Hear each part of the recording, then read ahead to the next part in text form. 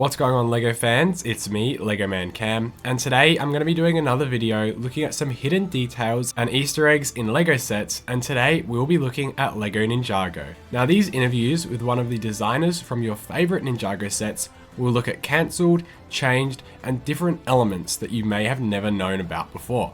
The designer is Michael Knapp, who's been designing in the Ninjago theme since 2013. The first set that we'll be looking at is the Tournament of Elements, which is a set packed with hidden details and references. Did you know that the small crate in the set that has a pair of rollerblades in it is a direct reference to the episode Ninja Roll? The tree to the side of the build is actually a reference to Gravis's fight against Griffin Turner, and in the original set it was going to be pink, but then it was changed to green late in production to better fit with the colour scheme of the build. The two Asian vases on the second level are a reference to the fight Jacob and Skylar have, and the idea is that you can hide the Jade Blade in one of these vases and play out the fight between yourself and someone else and try and figure out which vase has the Jade Blade. In this set, there are some amazing minifigures, but because of production issues with Camille's hairpiece, they actually couldn't fit her into this set. Luckily, we did eventually get her in the Ninjago City markets a few years later. It's just a shame she wasn't available in such cheap of a set as the Tournament of Elements was. Now let's take a look at set 70593 Lloyd's NRG Dragon, as there are a few unique Easter eggs here too. One is that this is the first set to ever include foldable wings while still having a brick built frame, as the cloth wings can actually be folded into the dragon and then undone. This dragon was also inspired by more of a wyvern rather than a dragon. This is why the dragon actually stands on two legs with a smaller head and a much more bird-like design. The set is also the first ever to use big fig arms that aren't actually being used as arms on a big fig. The arms are used to simulate muscles in the body of the dragon. I looked at this and some other interesting build techniques in this video, which you should watch after this one. Next up is the Oni Titan, a really underrated set from season 9 of Ninjago. What's interesting about this is that the LEGO Ninjago sets are usually designed first, and then the TV show copies the sets in order to make the show. However, this set was actually designed alongside the Titan in the show, which explains why the design looks so good. The set uses odd proportions in order to make it look bigger and taller in comparison to the minifigures in the set, without needing to make the set hundreds and hundreds of dollars with thousands of pieces. The Oni Titan actually went through a number of different design phases, one that actually included the Titan being more of an Oni design that Garmadon had created, with the Titan being coloured in black and having Oni horns on its head.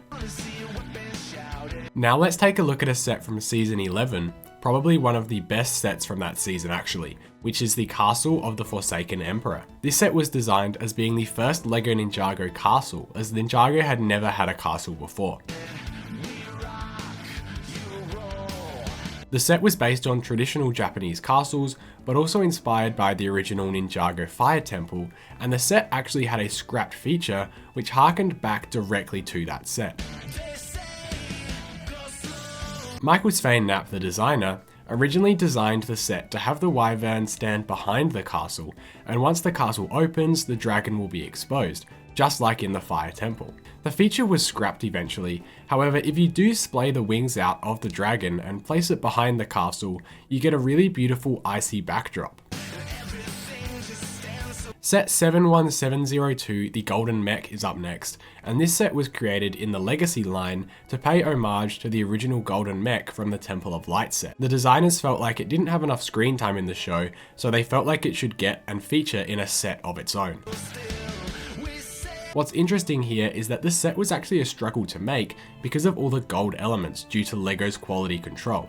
Not every LEGO piece can be made in a pearl gold colour due to problems with pieces breaking when being played with. This led to there being an increased amount of white parts in the set rather than just gold pieces. Set 71708 is up next, and this is one of the best Ninjago sets of the past few years, the Gamers Market. Now, this set was actually designed as a people pack for Ninjago, similar to the Fun at the Park or Fun at the Beach sets from the LEGO City line. This was because the video game theme included the idea of different avatars, which allowed for a bunch of unique and wacky minifigures to be included. This is why figures like Okino and Harumi are included here. Michael also decided to finally include Pink Zane in this set, as he had been a fan favourite character that, although had a very brief appearance in the show, was very memorable and would stand out amongst all the other Ninjago minifigures because of its unique colour scheme. The Temple of Resurrection, a set from Season 8, Sons of Garmadon, actually went through some really crazy design changes, as this set was initially meant to be significantly bigger, but it didn't meet the price point that the LEGO executives were after. This meant that it had to be downscaled significantly to meet the brief, while keeping the play function of having Garmadon resurrect. This set is also one of the Ninjago sets with the most standard bricks used in the build ever, as the temple is a mostly square shape, with the build being set on a cliff face which also uses a lot of regular bricks. The Ninjago movie Lloyd's Dragon is one of the most iconic sets from the movie, but it actually underwent a number of changes before it had its final look, as this was actually the model that took the longest to create of all the sets made for the LEGO Ninjago movie. The set went through a crazy 5 colour changes before the choice was made on sand green. I wonder what the other colours would have actually been, maybe a darker green or maybe something like black or white.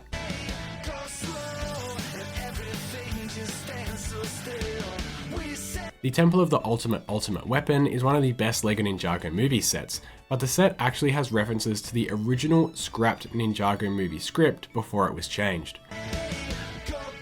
In the original script, the Ultimate Weapon was actually supposed to be a packet of cornflakes, but was ultimately changed later on. This can explain the tiny golden flowers that are put in the crate which is sitting at the back of the temple.